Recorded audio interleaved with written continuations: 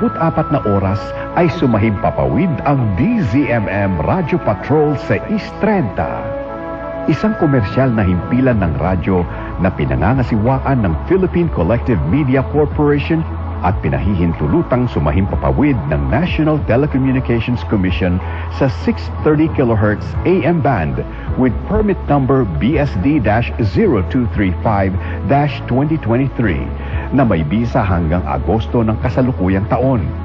Ang DZMM studio at transmitter ay pinangangasiwaan ng mga lisensyadong Electronics and Communications Engineer.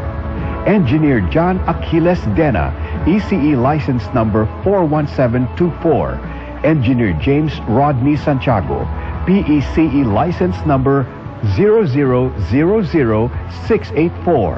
Engineer Randy Hortaleza, Engineer Harold Daniel Bakiran, license number 006690. Engineer Neil Andro Laksamana, PECE license number 0000866. Engineer Joy Mayor Pagulayan, ECE license number 41723. Engineer Gilbert Hineta, ECE license number 42437. Mga kababayan, ang pambansang awit ng Pilipinas.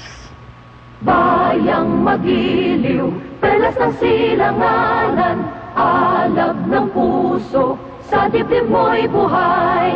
Lupang hinirang, duyan ka ng magiting, sa manlulupig, di ka pasisiil, sa dagat at bundok, sa simoy at sa langit mong bughaw. May dilagang tula at awit sa paglayang minamahal, ang kislap ng watawat mo'y tagumpay na nagniningning. Ang bituin at araw niya, kailan pa may di magdidilim. Lupa ng araw ng walhati pagsinta, buhay ay langit sa piling mo.